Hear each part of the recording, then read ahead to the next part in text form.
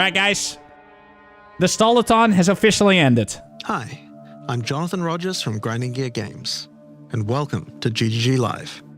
Today we're going to show you an exclusive reveal of what's coming next for Path of Exile 2. Twitch drops are enabled on today's live stream, so you'll be able to claim your Sun Priest's Incineration rare finisher effect by following the instructions below. They're live in Now, 1 minute. Out of the way, let's in get 1 started. minute. It's time to give you a teaser of what's coming in Path of Exile 2, the Third Edict.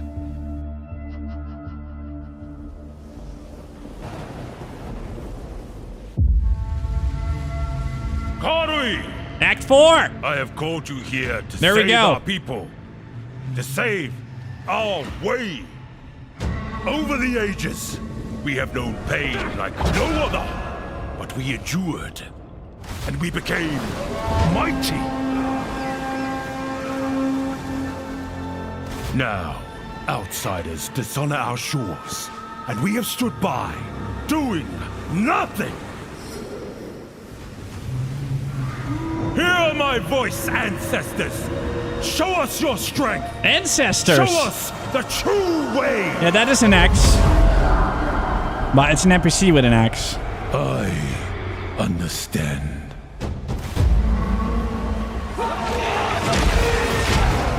Whoa!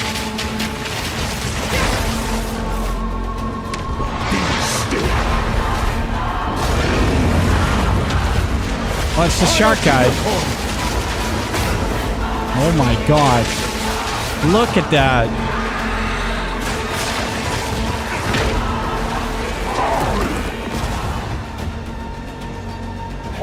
Dude, there we go. So that's the Act 4. Looks so good. Wow. Yo, what was that place? King's March?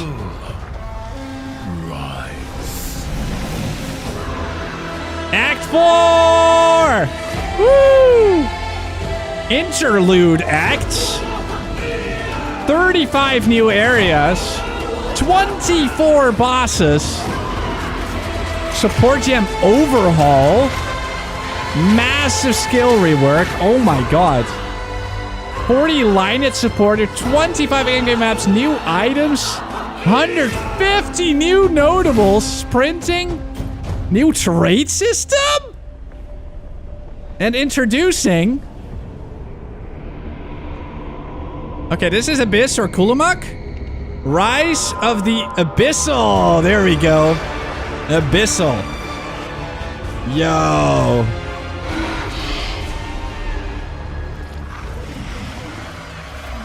Okay, no new class? Potentially. Wait, maybe they're holding it back.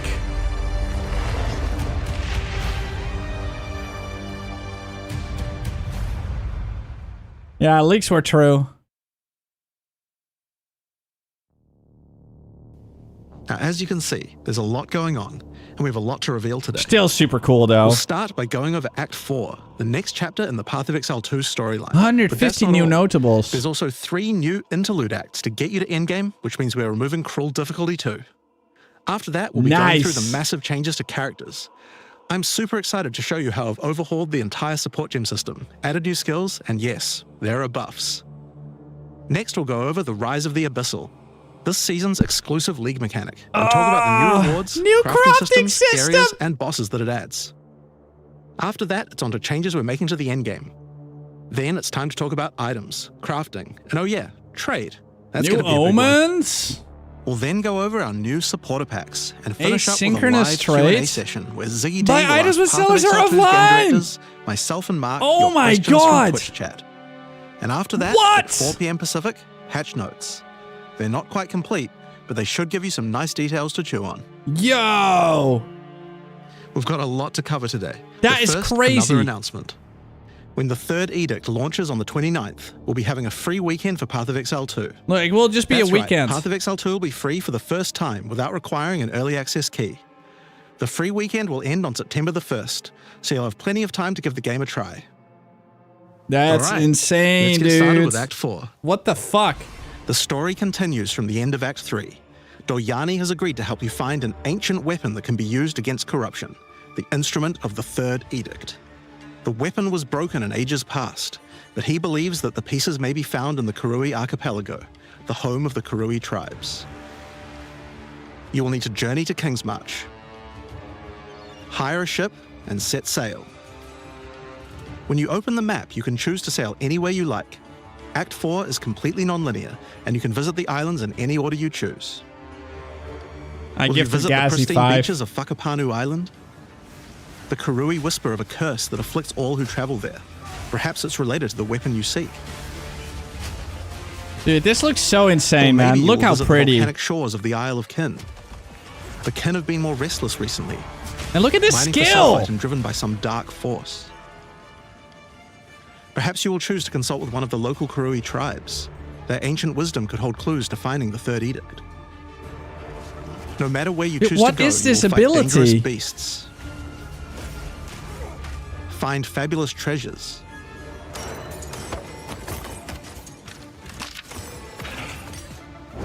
And battle incredible bosses. A challenger! Look at that. Yamashita's Yamada White. I really like that There are boss 8 room. islands to discover, each teeming with its own flora and fauna. Act 4 contains over 100 new monster types, 16 new areas, One of them is 12 new DM. bosses, and plenty of other interesting encounters. Nice. There's a huge Look in. amount to show. But we're not going to Bobus. spoil too much here. We want to give you a chance to discover it all for yourself. What happens after Act 4? Well, until now you had to repeat the entire campaign again before you could face the endgame. But after adding Act 4, the game is far too long to make you do that.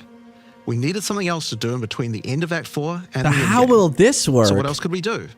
Add 3 new mini-acts, of The course. Curse of and we're calling Holton? them the Interludes. Stolen Baria? The Interludes are a set of 3 temporary side stories that will be included in the game until Act 5 is released. That is That so will take you to level cool. 65 where the endgame can begin. I actually love that. The first interlude sends you on a journey back to Ogham. That is Renly massive. has been leading the efforts to rebuild Ogham Village after the defeat of Count Geonor, but there's a new danger afoot. The nearby town of Holton is surrounded by an impenetrable darkness, and each night their corrupted townfolk emerge to raid the local farmlands. You'll discover new areas I love this. and new bosses. Oh my god, look at that. You'll It's need so to find your way cool. through the darkness, Ah, look at that. uncover the source of corruption, Soon you will serve our master. and defeat it. Yes, I shall dance with their corpse. What the fuck? And that's just the first interlude. The second interlude will have you return to the Vasteri Desert, where Asala has been given a sacred duty. When the skies align, the gifting of water requires a chosen Sekima That's to meet genius. with the Selkari, guardians of the sacred water, but they're nowhere to be found. You will need to track down the Selkari, find those responsible for disrupting the gifting. Dude, they keep showing Fight that even more crazy new fucking bosses. fire Discover slam. the secrets of the ancient ritual. Discover new locations, Oh my god. and ultimately help Asala carry out her sacred duty. That's so cool. Now for Interlude 3. Doriani's As royal contingency. thaumaturge of the Vaal, Doryani had plans within plans to save his people from the cataclysm perpetuated by Atzeri's lust for power. One such plan involved sealing a group of willing Vaal deep in a great mountain vault near the home of the Asmeri. This is what we saw deep in the enough last to survive teaser. the cataclysm. Even though thousands of years have passed, he believes that their descendants may still live, and may be key to defeating the beast. The journey up the mountain will be dangerous. New foes stand in your way. And the further up the mountain you Massive bird. venture, the colder it will become. Ah. Explore caves of ice and enter the vault itself. Cool. Who can say what you will find within? The interludes are 6 to 7 areas each and generally include 4 boss fights as well. When you put that together with Act 4, that adds up to 35 new areas in the campaign and 24 new bosses. It's crazy. It's worth making clear that the interludes are temporary. When Act 5 and 6 are added, the interludes will be going away. These are side stories after all, but don't worry, the bosses and areas that make up the interlude are all part of the endgame. We're not just going to throw them away. Dude, And with that is we don't actually need so cold difficulty cool. anymore. We do know that it was a pretty big chore to have to play through the campaign multiple times on each character, and this was a huge reason that the campaign could feel like a bit of a slog when playing through again. but we do also have another new feature to address that particular concern as well. So let's talk about sprinting. Wow. In 0.3.0, when you hold down the dodge roll button, your character will go into a sprint after they finish the roll. That is so much faster. This is available on all Look at character that. classes, That's insane and there's no limitation speed. on how long you can sprint for. The primary purpose of this feature is to make navigating areas faster when out of combat. Because of that, if you do take a hit while sprinting, you'll fall to the ground. The best idea is to use a skill when you see monsters. That'll break you out of the sprint so you can engage with no danger. Oh, you don't have If to you do hold need it. to run away from monsters, just hold spacebar. You won't be vulnerable during the roll, and you're faster while sprinting than basically any monster in the game, allowing you to retreat from combat. Okay. Sprint is a pretty significant change to PoE2's gameplay. I do like What I like it. most about Not it gonna is that we lie. can accelerate the pace of the game for those who want that, without having to compromise on PoE2's more visceral combat systems. Okay, All right, W. So that's the new extensions to the campaign, but there's a whole giant league to play through as well. I'll leave that to Mark to talk about later. And that's because what I want to talk about now is the new stuff for your characters. And probably one of the biggest new systems here is with the support gems. Okay. Now, support gems are one of the most interesting elements to creating a build. They're what enables so many interesting mechanics and different ways to play. But PoE2's support gem system has just never been quite right. One of the major issues is the limitation of only having one support gem of each type on your character. We didn't want builds to just become using the same 5 most powerful supports in every skill. The problem with this design, though, is that it's actually working against using multiple skills in your build. If you can only use each support gem on one skill, it means that you're encouraged to go all in on that one ability. And we want to encourage you to combo your abilities, something needed to change. So with that in mind, we've removed the restriction of having one of each support gem per character. I You can now talked use as many about that copies as you a like. few days ago. I should talked about drastically this increase the amount a of few days possible ago. builds That's and insane. increase the amount of skill I love diversity. this. That's fantastic. There are a lot of potential builds that suffered from the previous restriction. Yeah. For example, a poison build previously couldn't add poison to more than one skill. They couldn't use stacking poison on more than one skill either. How can you not This hear severely you, limited Dev? your ability to combo with anything outside of the specifically designed poison archetype. But now you can. Many utility is skills previously incredible. couldn't scale to endgame because the supports that would make them scale were more useful to use in other skills. You would never speed up killing Palm with martial tempo when you would much rather use it on your primary skill instead. There are more examples like this all over the place. This is fantastic. I love this. In addition This is to a that, though, we thought there massive wasn't W. enough feeling of progression in the supports as you went through the game. There were only 3 tiers of supports, and many of the most important ones were given out at Tier 1. Oh my Also, there god. were no strict upgrades. 5 meaning tiers. that upgrading supports when you ran out of sockets required quite a lot of thinking. In order to solve these issues, we now also have multiple levels of many supports as you go through the game. Oh. For example, double barrel support gives you an extra bolt, but at the cost What? of 30% less reload speed. At Tier 2, the penalty gets lowered to 20%. Oh my But then god. at Tier 3, the support gem gets something new. What the fuck? It now reloads automatically when you heavy stun an enemy. In some cases, the highest tiers might work a little differently. And you I have to did not decide if see you that like the upgrade coming. Or not, depending on your build. For example, rapid casting. The first couple of levels gives 15, then 20% increased cast speed. But then at Tier 3, it changes to a new approach. For each different spell you cast in the last 8 seconds, you get 10% increased cast speed, which could be a pretty big bonus if you use a lot of different spells. Oh, that is so So that's cool. pretty good for upgrades through the campaign. But we wanted to add a little more spice to the endgame for supports too. Thank And that's you. where our new system, lineage supports, comes in. Lineage You can think of support? these like unique items, but for supports. Okay. There are supports that are only available at endgame, but they're much more powerful. Like Ratha's Assault. It's an upgraded version of Double Barrel that reloads your skill as you dodge roll, as well as increasing the number of bolts it can hold.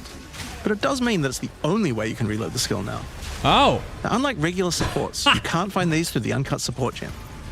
Just like unique items, many of these can be found from specific bosses. Cool. And there's a ton in the regular drop pool too. Some of them are fairly rare, 10% quality of others fairly common. Some of them are build defining, triggers, blah blah blah on others are deads. just straight up power upgrades. Enemy monster elementary says All values in all, there's around 40 inverted. lineage supports being added throughout the endgame, so there's a lot of power to find out there. Holy. Now, the new support gems are certainly going to open up a lot of builds, but of course we have a huge range of improvements to individual character classes as well. As well as adding new skills, we had a big focus on buffing existing skills so that they can scale well into the endgame. There's a huge amount to cover here, so we're not going to discuss everything. We're just going to quick fire through some of the coolest changes. Okay. We wanted to make cold a more useful element on the Ranger, so we've expanded the cold tools available. As well as increasing its range, Escape Shot now creates fragments of ice whenever it hits the ground. These fragments explode after a short time, making the skill better for killing groups of enemies. But not only that, we added an ice fragment support that creates more of them when killing frozen enemies. And a new buff skill called Ice-Tipped Arrows that allows all your arrows to create ice fragments. This already gives clear to rangers wanting to use ice, but to take further advantage of the ice fragments, Freezing Salvo has been upgraded to shoot additional cold arrows towards every fragment, giving you a nuke-like ability. That looks insane, but yeah, both. We've also modified Snipe to consume frozen from enemies, dealing a huge amount more damage, giving you a nice ice single target option. And something you might notice about this is that the bonus is a lot higher against bosses. This is actually a change you'll see throughout the entire game. Since it's a lot harder to freeze a boss, you should get a bigger reward for it. Another theme you'll see throughout the game is making movement feel better. Toxic Growth is a skill that was pretty cool, but a bit annoying to use with the jump that it had. I wonder if they did anything Now, with Toxic Sunder. Growth is a rain skill, so you can spam it more easily. And we've also added a new poison skill while we were at it, called Toxic Domain. It creates a small area around you that makes all your attacks create toxic growth pustules, but attached to monsters. Another skill that was annoying to use was Electrocuting Arrow. It's now just a regular arrow, making it easier to use. But it also means you can support it with projectile supports. And it now also has Area of Effect, making it a tool for more than just single target. That's crazy. Allowing it to scale into the endgame. Nah, I think they're just showing a lot of the We also bow added a stuff new now. spirit reservation called Mirage Archer. This is a meta skill that allows Dude, you to create shadowy Mirage clones of Archer? yourself to use a skill of your choice. Oh, but it spawns on the ground. Doesn't go above your head. Of course, one of the other big problems the Ranger had was survivability. Evasion was the weakest of the three defenses, and we wanted to change What? that. Ah! Currently, evasion doesn't evade What do all you types of hits mean, in the weakest game, of the so you're three? still vulnerable to things like slams or Evasion unblockable the attacks. weakest? To make evasion characters more tanky, Huh? we're adding a new mechanic called Deflect. What? In what Unlike world? evasion, Deflect works on In everything. what? And if you successfully Huh? deflect a hit, you take 40% less damage. Items can now give you a mod that gives you some amount of deflection based on your evasion. And there's a bunch of it available on the passive tree too. Deflection is rolled in addition to evasion, so this is an upgrade for regular hits too. And unlike evasion, there's no maximum chance. You can reach 100% deflect against all hits if you spec into it enough. Of course, this is a buff that helps all Dex characters, so the Mercenary and the Monk, but especially the Huntress, are seeing big defense boosts from this as well. I didn't know that was needed.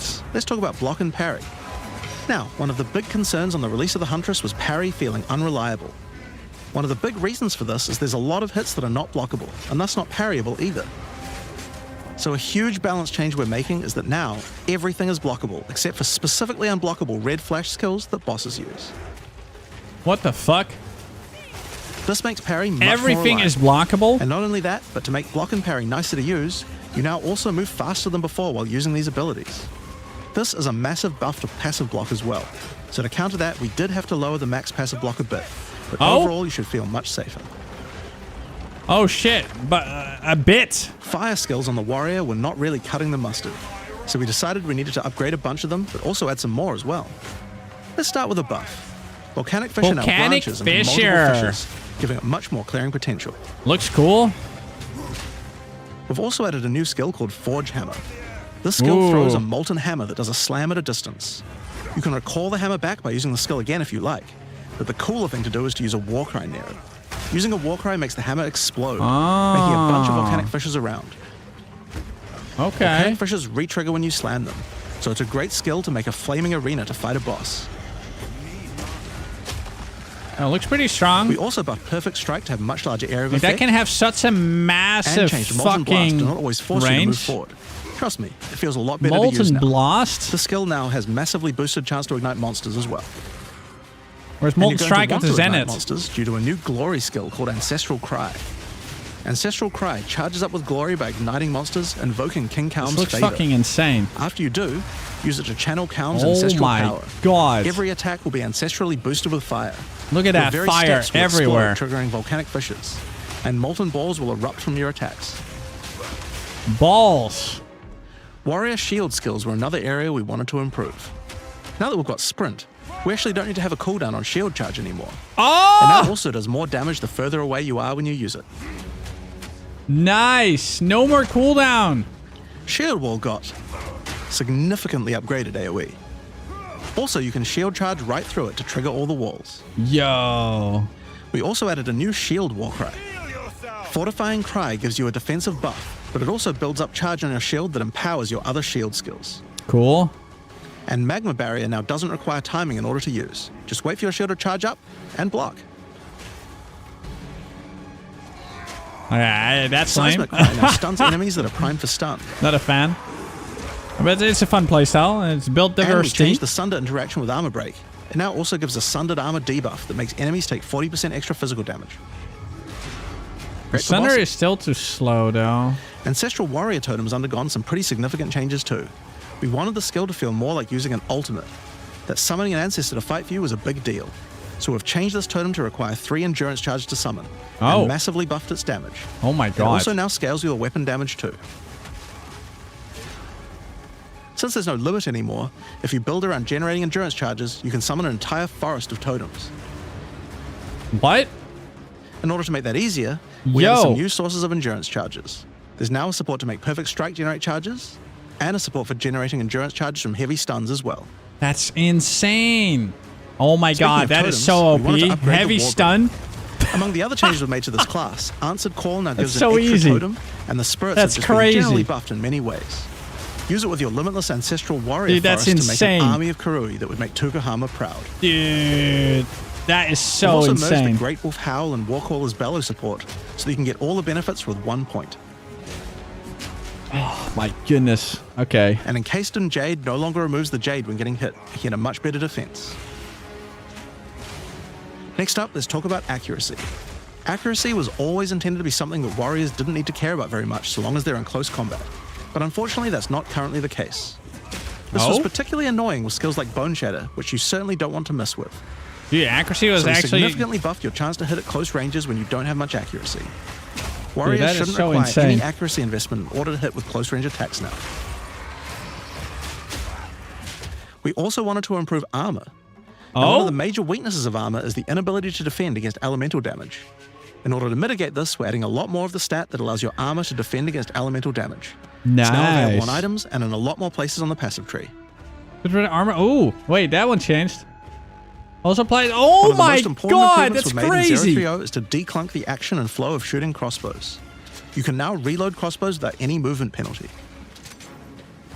But not only that, all skills that can be used while moving now slow you for a shorter amount of time. This change benefits everyone, not just crossbow skills. With both of these changes Dude, put together, warriors, the log run and gun in. playstyle feels much better. It's hard to explain how important this change is for the feel of the class. The Mercenary is also a good chance to talk about how we're rebalancing to make comboing skills much better. Take Shock, for example. It buffs damage and lasts 4 seconds right now, but that isn't really giving you enough time to take advantage of it. If you're going to add a lightning skill into a build that otherwise wouldn't use one, we need to make mechanics like this much better. So we've increased shock duration on monsters to last 8 seconds. And skills like Plasma Blast, which are intended to be good at shocking enemies, now increase the damage bonus by a lot Dude, more. look at that. You'll find changes like this all around the game. Chill now lasts 8 seconds, giving you more of a reason to weave in cold damage. Freezing skills are better at freezing. 8 Burning skills need seconds. to cause burns that last longer. But making skills like Permafrost Bolts and Incendiary Shot double down on how they're supposed to be used, it makes using them in your build alongside other skills That's much like an more likely. eternity. We're also making sure to buff specific combos too. The freeze explosions from frag rounds now chain to nearby enemies. And using high velocity rounds with armor break will now fragment the opponent's armor. This causes monsters to take a portion of high velocity rounds damage with every subsequent hit, What even the tiny fuck? pellets. So that means following it with a shotgun blast is way more effective. And there's a lot Bro. more buffs to crossbow skills, but for now I'm just going to talk about the new one we added, the Mortar Cannon. This one lets you socket any grenade skill, and using it will summon a cannon which loads and then fires the grenade you choose.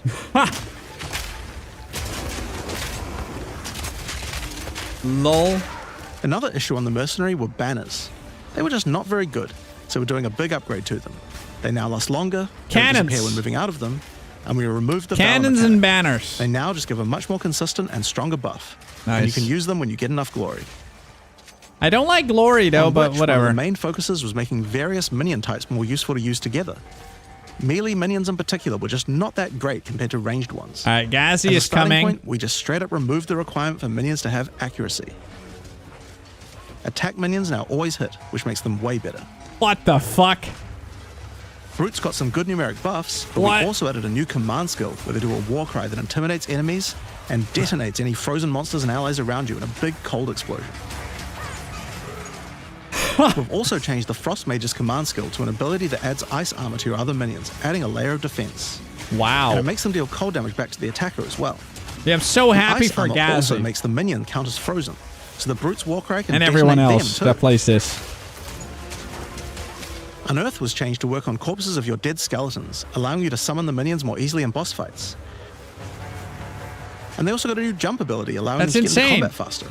You don't have to wait for them. Ray's Spectre was also feeling pretty weak That's for the crazy. spirit cost they have. To be honest, we were a little afraid of these when we first balanced them. We've both decreased the spirit cost for a large range of monsters, and we've significantly increased Spectre damage too. They should feel a lot more impactful. Wow. There's also a lot of new spellcaster weapons with newer cult So skills. much But I was positivity, talking guys. about one of them that I thought was particularly cool. That's The crazy. Reaping Staff is actually a wicked scythe that gives you a Ooh. new ability called Reap. Reap. When an enemy is low in life, you can dash forward and rake enemies with the scythe to cull them instantly, healing you. Melee ladies. It can also inflict critical weakness on enemies too. Now, there's a lot of balance changes in the Witcher's Asynchronous classes, Milady. but I'll just talk about two of them for now. On the Blood Mage, you were previously required to spend your first points on Sanguimancy, which really was supposed to be the downside for being able to access the powerful abilities on the rest of the class. In order to make picking the Blood Mage a better early option, we've made Sanguimancy free, unlocking the power of the rest of the class immediately. Holy shit. What On the fuck? Infernalist, the Demon form wasn't something people Free. were really using because you lost your weapon stats while transformed. Well, you no longer do, so it's a much better option now. On the Monk, the That's wind skills crazy. needed a big upgrade for sure.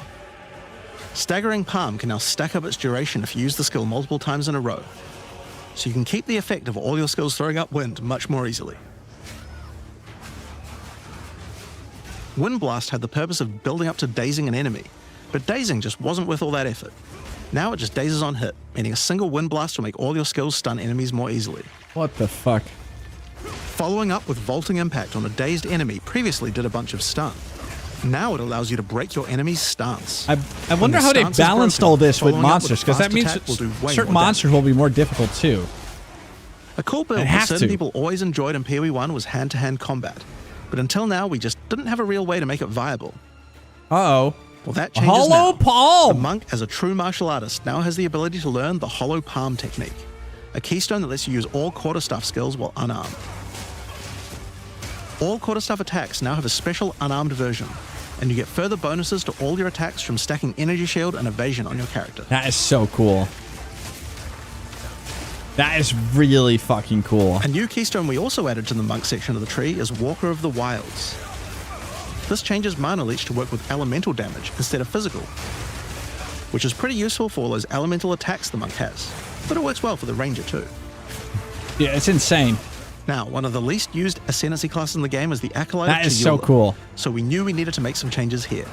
One of the key There's so things we many had to build do was make the possibilities. chaos damage that the Acolyte can do much more useful. So we've added a new skill, allowing chaos damage to ignite, shock, chill, and freeze, embracing the elemental prowess of the Monk in a truly chaotic fashion. Dude, that's insane. In addition, he can make all of his chaos damage leech. And we've buffed Into the Breach and Embrace the Darkness by moving the effects of the 4-point nodes into the base skills. Nice. He also gains a new notable, Grasp of the Void, which leaves void illusions behind you as you dodge roll. If they're Wait. killed, they do massive explosions of darkness, dealing damage to everything in sight. Oh, that looks so insane. Now let's talk about Sorceress skills. Massive black One of hole the things we ball. wanted to improve on the Sorc is the ability to use multiple elements together more effectively.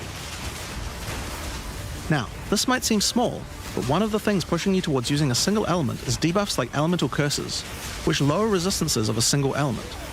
In order to fix that, we're making quite a lot of game-wide changes to these kinds of mechanics to broaden what they apply to. So for example, there's no longer 3 curses for fire, ice, and lightning. Instead, there's just a single curse that buffs all 3 at the same time. And things like Frostbomb, which gave you cold exposure, now give elemental exposure. You can use it to buff any of your other skills. We also wanted to make switching between different weapon sets smoother, so you can use different elemental staves more effectively. To do that, we've removed the weapon switch time. And now it happens instantly. This applies game-wide too.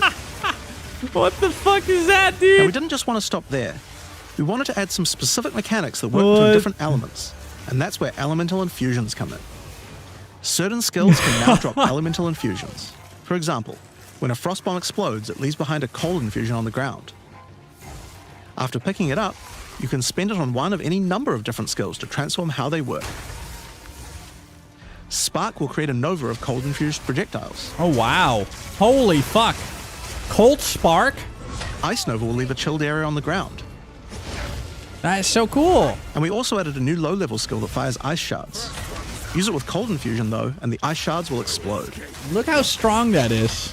Orb of Storms now generates lightning infusions when you cast enough spells near it. And that's all spells, by the way, not just lightning. Once you have one, you could cast a lightning flame wall, which adds both fire and lightning damage to all the projectiles that pass through. Oh my goodness. Or power up Ember Fusillade with lightning, which will generate arcs to nearby enemies as each fireball hits. Or maybe go lightning on lightning with arc. This skill is now a projectile, and by infusing it, you can go full Palpatine. Full Palpatine. Get fire infusions by blowing up monsters with living bomb. Then use them with Comet to summon a giant fire meteor from the sky. Or use it with Firestorm, which transforms it from a small area into a much bigger one. Firestorm is unique in that it can be infused by multiple different elements at the same time. Add an ice infusion to rain down ice at the same time as the fire. And add lightning to add deadly strikes from the heavens into the mix. How the fuck did they get this much work done in such a short time? Or use it with all 3 to generate a storm that is truly apocalyptic. Cold Snap has been simply turned into Snap. Previously, you could use it to shatter ice, but now it works to detonate all of the different elemental ailments and makes them leave behind infusions. And just like how you could previously use it on Frostbolt, you can now also use it on Orb of Storms and Solar Orb to detonate those as well, which means you can create many infusions at once. Oh, snap. We also have a Spirit Reservation skill and a support gem to help generate them too. Wild. Look at all this stuff, man. On the passive tree, we've added quite a few new keystones to the Sorceress section. Here are a couple of examples. The Black Flame Covenant keystone converts your fire spells to chaos and causes your ignites to deal chaos damage. Wait, but they didn't go over the warrior tree. What changed on the warrior tree? Also turn purple. The Ritual Cadence keystone causes your invocation skills to trigger more times, but makes them trigger periodically over a longer duration instead of one. Great for those auto bomber builds. Now, in addition to skill changes, we've added a lot more options for the passive tree for each class. Here we go. Please talk about the Overall, warrior. There are more than 100 new notables on the tree. Please show us Usually warrior. around 20 per class, along with smaller clusters as well. Check out the old version. And here's the new version. Wow. It's a lot more dense, and there's more interesting nodes than before. What the fuck? Now, we probably can't go through too many of these in the live stream, so I'll just show you one from each class's area of the tree. We tried to be a lot more thematic with the new nodes. So for example, the Molten One's Gift. It lets the benefit of armor break apply to your fire damage. Okay. Or how about Last Stand, which gives you lots of stats as your situation becomes more and more desperate. Dude, this is crazy. A lot of these have themes aligning with ascendancy classes. Like for the Gemling Legionnaire, for example. You have crystallized immunities, which makes you immune to different status ailments depending on which support gem color you have socketed the most. Interesting. That's kind of nice. Another Ascendancy class aligned notable is Sanguimatic Rituals. It allows arcane surges to generate life instead of mana, unlocking that support gem to be used with the Blood Mage Ascendancy. In the Sork area, you'll find these Archon nodes that allow you to convert all of your elemental damage to a specific element. It's so crazy. You become a Lightning Archon when you spend enough mana, after which all your skills will be converted to lightning, and you will do extra lightning damage as well. That is We have ones for ridiculous. cold and fire too, with different triggers. Here's another cool one, Elemental Practitioner gives crit bonuses if you've triggered a skill recently, while also making crits generate more energy for triggers. Or maybe you'd like the Great Boar. It gives you a reason to stack dexterity to make you tougher, 1 life per giving 4 a bonus dex? to life and stun threshold. The fuck? Or the Cunning Fox. It straight up gives you 5% quality to all your gems. Now, another major change is attribute requirements. We felt like players probably had a few too many nodes and attributes and not enough of interesting look at passives. that. So we lowered attribute requirements by 25% across the board. Okay, That means you'll have more points to 25%. spend on I mean, interesting it's- notables rather than just needing to allocate more strength, dex, and int. okay, cool. But what about But there items? are way more changes than just these. These are just some of the cooler ones we wanted to show off. But I'd say that's just about enough for now. We're not even half done yet. So I think it's time that we talk about the League, the rise of the Abyssal. And to do that, I'd like to hand things over to Mark. All right, Mark, let's go. As you just saw, even though there are major changes to the campaign for this update, we want to make sure that every time you come back for an expansion, each area feels different with something extra going on. It is really important to make sure your experience when returning between expansions is fresh and filled with new content. And the way we did this was through leagues. Every expansion we make has a league, which not only Okay, has so a it's fresh called economy, Rise of the but Abyssal. also has new content exclusively available in that league. So, let's delve into the details of what Path of Exile 2's first official league is bringing to the table. Oh my god, first the Abyssal official are a race league. that have mastery of forbidden magics and necromancy. They were thought to be extinct, but have merely been biding their time underground. You first encounter signs of the Abyssal in Clairfell, where you discover that during the night, weaker members of the Undead Legion have been attacking the encampment. The townsfolk require your help to investigate where the monsters are coming from and put a stop to their attacks. Out there, ancient creatures, lurking beneath the surface. As you proceed through Rayclast, you'll find fissures in the earth connected to larger pits. The monsters normally inhabiting the area are being affected by it, harmed by it even, having their souls eaten to strengthen the Abyssal underground. As you defeat the monsters, the fissure closes and Abyssal emerge, angered by you killing their food. Once all those fissures have been sealed, the pit activates, Nice. and more Abyssal pour out. This I is love where it. the larger and more dangerous monsters reveal themselves, as hordes of Abyssal spew out from the pit to take your soul. Yeah, it looks so nice. If you kill a magic pack, then magic Abyssal arise. If you kill a rare, then a rare monster will emerge from the pit, having absorbed some or all of its modifiers for itself. This means the monsters emerging will generally be more difficult and more rewarding, as each modifier gives better rewards. If you are able to kill them all, the pit will seal shut. As each pit is closed, it reveals a potential reward. Abyssal troves will rise up out of the pits, allowing you to get some epic loot. Areas often contain many pits, with many fissures, Loot and the is amount kinda goes whatever. up as you progress through the game, getting more intense. It doesn't stop there. When monster mods are absorbed, they have a chance to become infused with the dark necromancy, transforming them into abyssal modifiers. For example, you defeat this monster with the Mana Siphoner modifier. Their soul is eaten by the pit, and a rare monster emerges. The Mana Siphoner modifier has transformed into Soul Siphoner, and is now amplified in danger and reward. What was the drops? I mean, the Abyssal rewards a pits bunch of also blue interact items. with other monsters and mechanics. If you defeat a rogue exile that's near one, it'll be revived as a Lichborn that has multiple abyssal modifiers. Lichborn exiles even have their own unique jewel they can drop, if you are lucky enough to encounter Hello, and kill Mosque. them. If an abyss spawns near a boss, killing it will summon a gigantic Giga larvae creature. What the fuck? Monsters imprisoned in essences near abyssal pits are affected by the abyss too. They will come with an additional new essence item that can be used to craft your items. More essences. So, that's your bread and butter of the Abyssal League. Kill surface-dwelling monsters, kill the emerging Abyssal, close the fissures, overcome pit encounters, and reap the rewards. There's a lot more to this league, however. I wonder what kind of essences As they you are. complete We don't abysses, know. You can find ancient pieces of bone, preserved from the remains of fallen Lichborn. They're gonna show These us. are one of the many rewards for your mission to seal the pits. Decrease a rare weapon. You can use this on a rare item to imbue it with Abyssal magic, adding a special hidden modifier to your item. Desecrate. But how do you reveal it? Okay, you In guys Act were 2 right. Of the campaign, you'll encounter a What new the area. fuck? This area is overrun by the Abyssal and the Lost Men. Veiled mods. After clearing through this area, you'll find the Well of Souls. You guys were A giant right. cavity with a massive vortex How the of fuck souls did you guys swirling know? beneath you.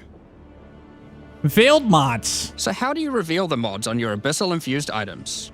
Obviously, just throw them in, right? Yes, that's exactly what you do. Before throwing it in, you are given the option that's of the how you language. want to transform it. That's in the Abyssal form of a language. choice of 3 different modifiers. Once you've chosen your desired mod, throw it in, where it will absorb the power of the souls, and the ominous creature will then retrieve it for you. These modifiers can be ones from the core mod pool, all the way through to specialized modifiers that cannot normally appear on items.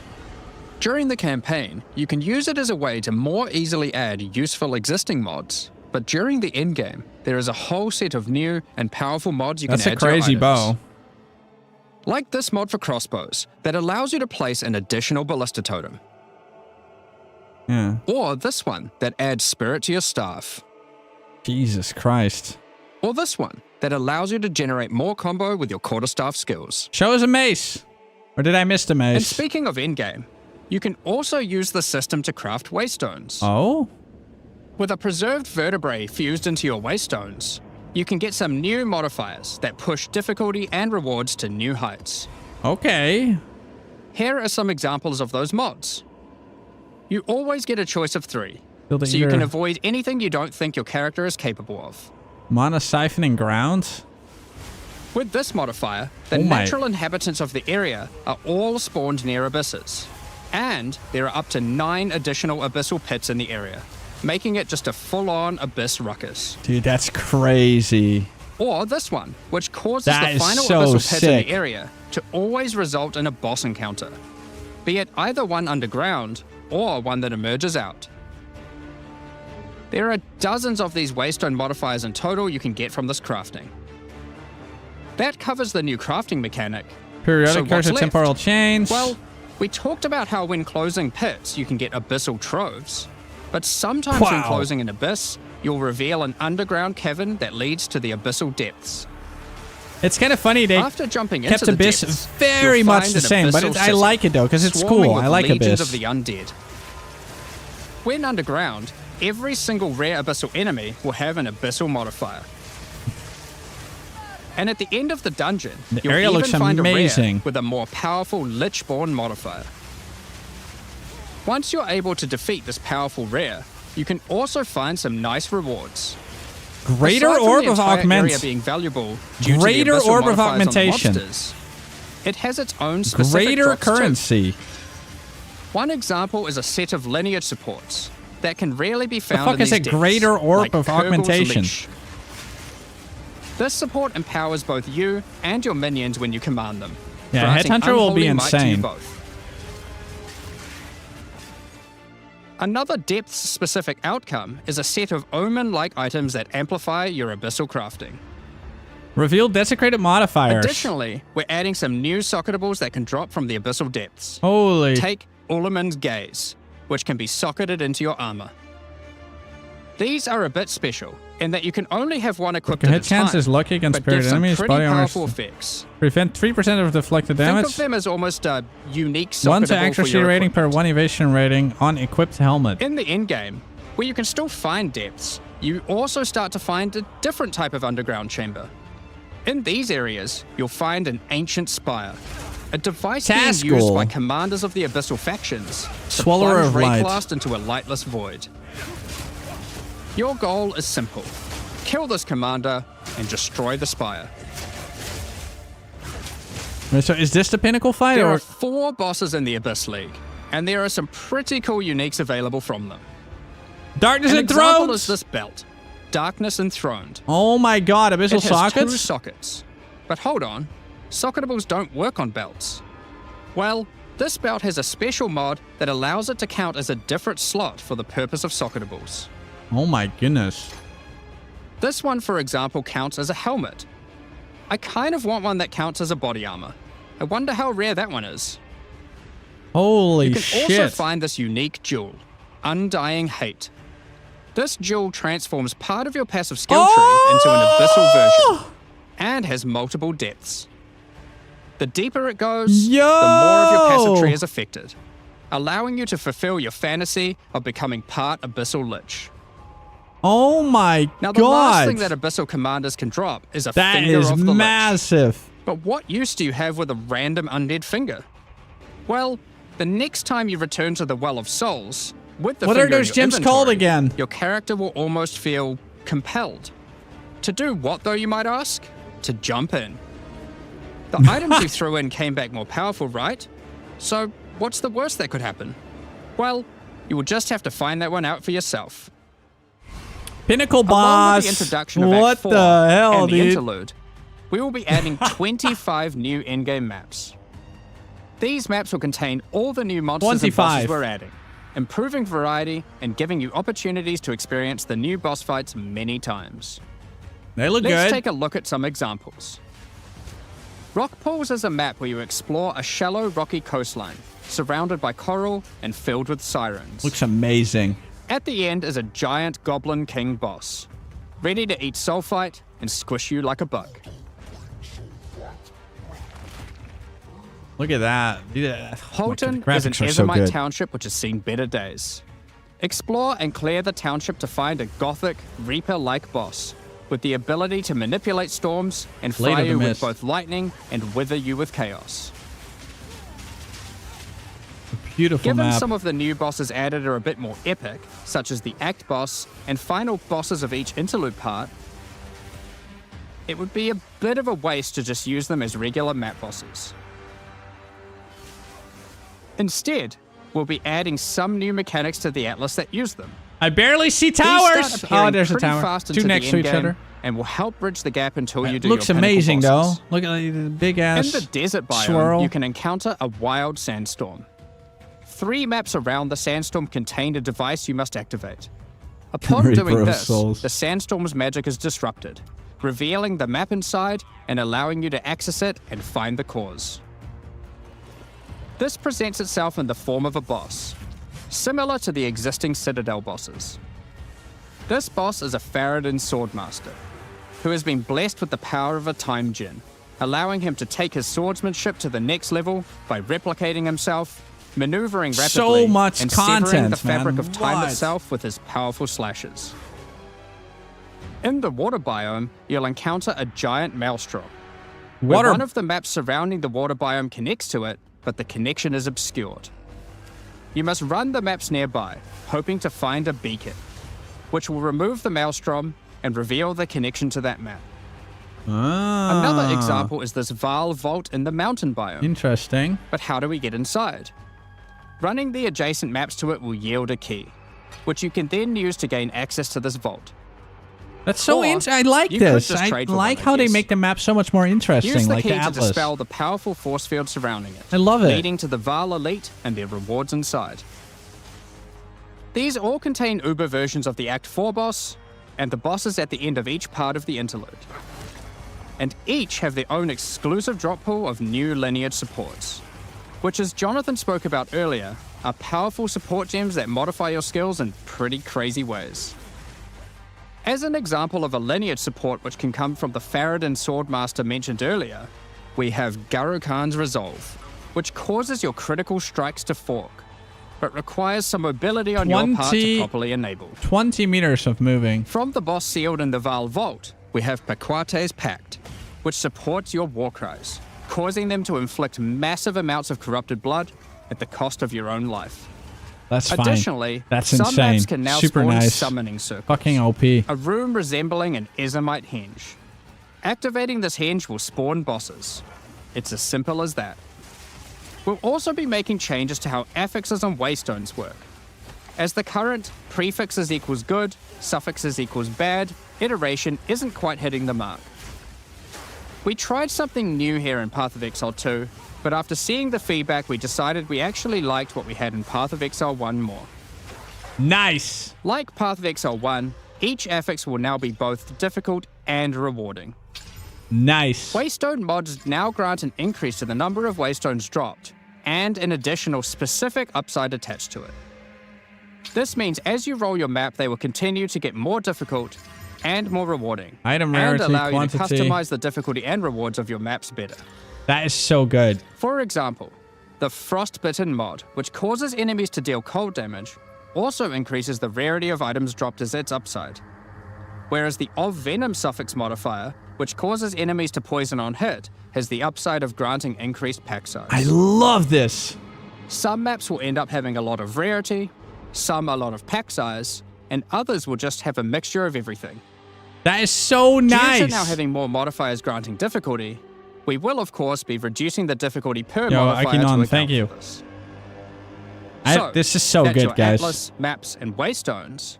But what about Breach, Ritual, Pinnacle content, and others of the See, sort? they try stuff, We're they don't making some like it. changes around They this do too. the good stuff. The first change is that you'll now be able to invest 2 points into your specific League Atlas trees before having to run the Pinnacle content.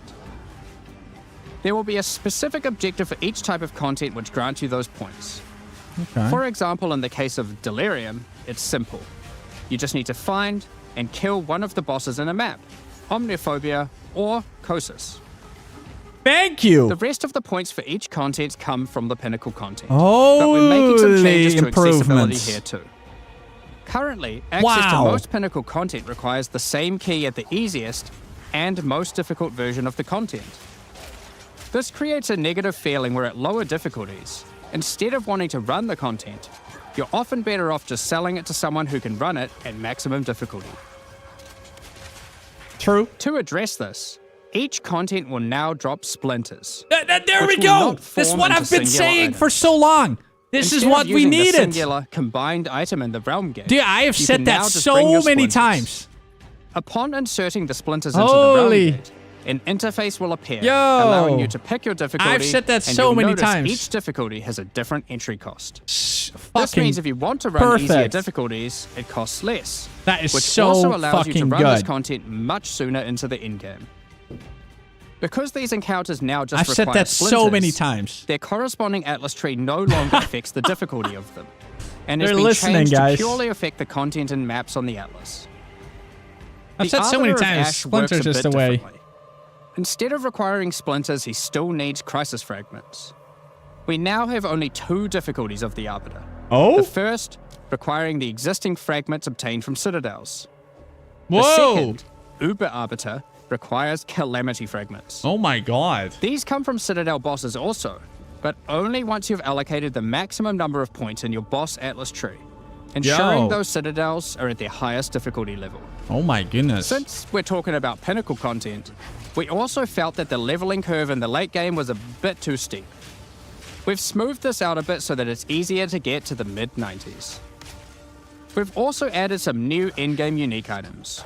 Let's take a Better look at a XP. couple. There we go. Another prediction correct. Thunderfist is a pair of gloves that grants Crackling Palm, a skill which empowers your unarmed attacks, granting the ability to call down the storms themselves on enemies you hit. Put simply, Oh my literally every goodness. monster you hit with your unarmed skills will be struck by powerful That looks so fun. Pair this with the aforementioned Hollow Palm technique to embrace your true unarmed prowess in combat. Another unique we're adding is Henekura's Sight. Equip this amulet to be granted the I power be of blinded? the Mother of Death herself. This is reflected by granting you a skill called Foresight. While you have Foresight, your dodge roll no longer avoids hits. But instead, being hit while dodge rolling restores you to full life and makes you unable to die for a brief period of time. What the You'll fuck? notice when this does occur, a copy of your character appears and takes the full damage. This is you seeing that future, as if you hadn't been wearing the amulet.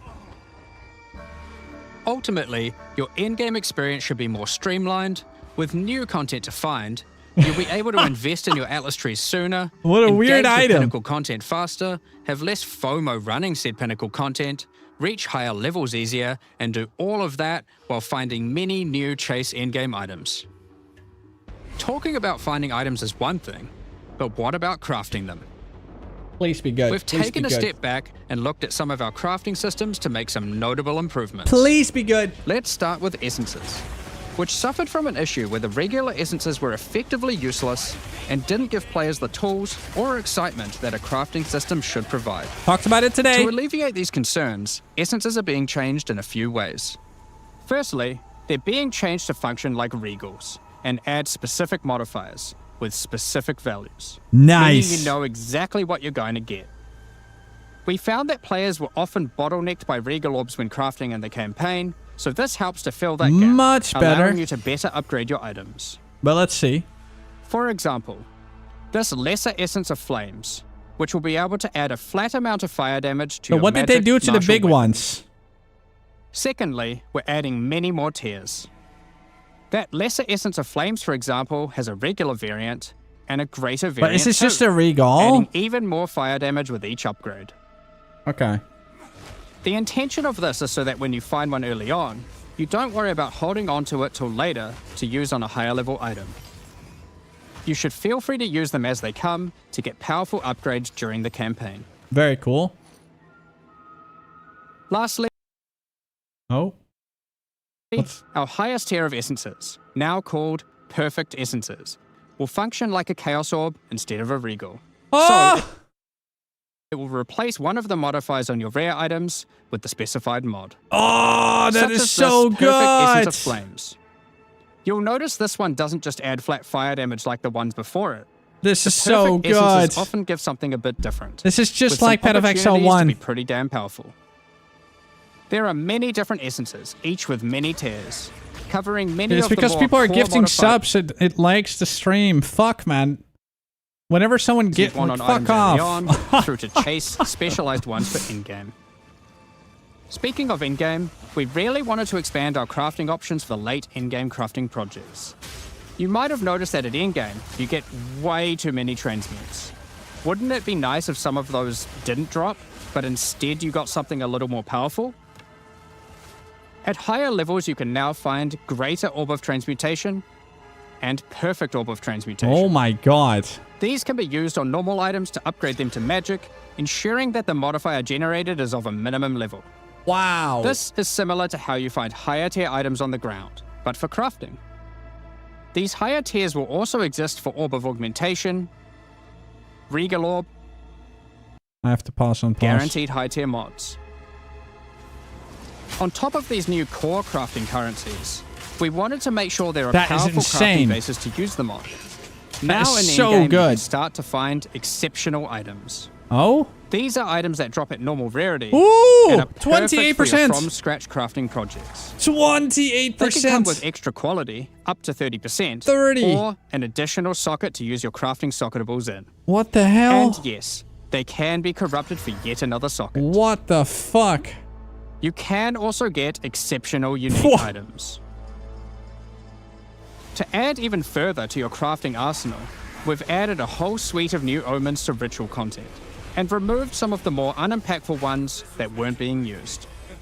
What the Some hell of is the new happening? omens include the Omen of the Ancients, which will cause your next orb Ooh. of chance to not destroy the item, Oh! but generate a random unique of the same class. What the fuck? Or the Omen of Sanctification, which is my new What? favorite.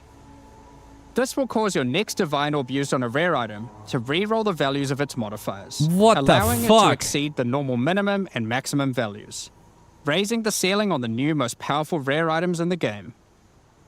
This omen will also cause your item to become sanctified.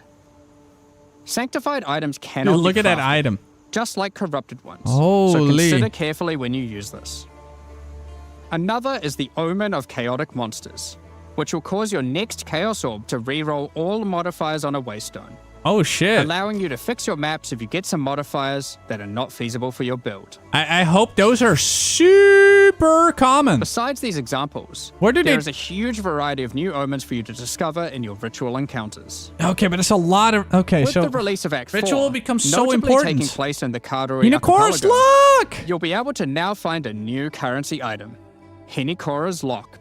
Henikora, Wow. the Kardori goddess of death, has the power of foresight and is able to see many futures. These are including the very outcome of rare your in next PoE craft. 1. So, imbuing her lock onto an item gives you that same power too. Unikora's locking, guys. For example, you'll know whether or not to use an Exalted Orb on your item, as you will know exactly what the outcome is. That is So, crazy. with all these new crafting improvements, it's safe to say you're going to be making some epic items, and not necessarily just ones for yourself. So given that, it's time to talk about a massive one. It's finally here. The moment we've all been waiting for. Fully asynchronous trade. Look at Over him. the years, the way players trade with each other in Path of Exile Look at 1 that smile. has morphed from using the forums, through to the in-game chat, all the way through to using the website. These systems, in all their iterations, work for a while, but with each iteration, new problems eventually reveal themselves. Be it requiring you to be in your hideout too much instead of out there killing monsters, or never getting responses from people Cabot's who are either merchant. AFK or just can't be bothered. Gwynflake would love that. In order to finally solve this, and this has been a long time coming, we're adding a new system that allows you to buy items from other players without requiring the seller to be present. They can continue farming, killing monsters, AFK as they They please. just come into your hideouts and can and take it even from the be merchants. With the introduction of King's March in Act 4, you will encounter Ange, assistant to Rog in the Meridian Free Traders Company. Over the last 2 decades or so, since Path of Exile 1's Is this actual storyline, auction house? Faustus has handed down his knowledge and expertise to Ange, and she is now ready to take over his business. Rip Faustus. If you have a hideout unlocked already, you can immediately invite her there. If you don't have a hideout yet, you will need to acquire one. You can do this by completing a quest to defeat one of the bosses inhabiting an island in Act 4, allowing you then to take a slice of it for yourself, making it your new home and base of operations. Once invited to your hideout, she will now serve as operating your currency exchange, but also serve as the figurehead in your new trading empire. So, how does this new system work? In the existing trade system, you would list items for sale in premium stash tabs. And then when someone wanted one, you'd have to take it out for yourself and trade it to them. I think now they just come to your hideout and take it Now, out. Instead of using those, you can give your items to Ange so she can sell them for you. Okay. Each item must have a price set. The prices are set using in-game currency items, such as Exalted Orbs or Chaos Orbs. Once a price is set, other players will be able to find the item by searching for it on the trade Secure website. item. Once a desired item has been found, you can hit a button, which What? will instantly teleport your character in-game to their hideout. Then, you can immediately purchase the item. And while there, if you want, browse their other goods, in case there's a good deal someone else hasn't yet discovered. You'll notice that as a buyer, on top of the currency the seller set for the price, it also costs gold to purchase an item, as That's Ange fine. has bills to pay after all. That's fine. As a That's seller, amazing. You'll I love immediately it. receive a notification when an item of yours is sold, That is so, and can also see an effect above Ange in your hideout that is when she has so unclaimed fucking currency. good, guys. Just go talk to her, claim your currency, and continue playing at your leisure. As got- many people already acquired premium stash tabs for the purpose of the trade system, we wanted to add a way for you to convert your existing tabs to merchants tabs, if you want. You can do that here, on the website, Okay. but only if you purchase those tabs before the release of the third edict. To clarify, the existing trade system will remain fully intact, so your premium stash tabs will not lose any of their functionality. We just figured people might want to switch over to this new system. We expect a lot of feedback around this new Okay. system and are looking forward to trying it out with you. Interesting. As we are not able to That means test they're still price internally with checking. an entire thriving economy, there will certainly be some kinks to work out.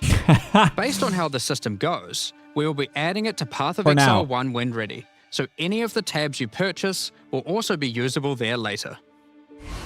Next up, we're going to be talking about our new supporter packs. Today, we're launching 2 new series of supporter packs, the Justice and Trathan Executioner packs. Ooh. Each tier contains the pack's full face value in points, alongside several exclusive microtransactions. As always, the microtransactions in these packs are purely cosmetic and do not affect your character's power or progression in any way. I'm so The excited. Justice series of supporter packs contains 6 exclusive microtransactions. Claim glory after defeating enemies, or inspire your allies by calling down the Banner of Justice portal. The Sphinx Mystic hideout decoration will identify items for you, displaying them as it does so. This ancient creature has been presented with many items over the eons, so has some strong expressions to make on the quality of your wares. Kind of cool. Become a true warrior, worthy of delivering the justice of the eternal gods with the Apostle of Justice armor set. This armor set also comes with a matching back attachment containing a set of scales to measure your worth. With the Apostle of Justice finisher effect equipped, the Goddess of Justice herself will appear to decide on a verdict for slain unique enemies. Witness as she decides the fate of your slain foes. Will they ascend to be amongst the gods or be banished to the underworld? Oh, damn. The Griffin fledgling pet will be your courageous companion as you journey throughout Rayclast. Look at that cutie. It's Take an your owl. place in the skies Griffin in the plateau thing. of the gods hideout. This hideout comes with many different sections for setting up your home What the or fuck? base of operations. Hideout. In order to travel between them, you simply just need to walk off the edge. Like a true eternal god, you can float between the mountains on the clouds themselves. That's a large hideout. The Trathan Executioner pack series also contains 6 exclusive microtransactions. Look at that thing. That's a map The device. Trathan Executioner finisher effect is a brutal display of Trathan might, Yo. crushing slain unique enemies as if they were bugs beneath your Holy head. shit. That's huge. As a I love it. Trathan Executioner, I'm sold. you're the perfect master for the I'm ever-hungry sold. carrion raptor pet.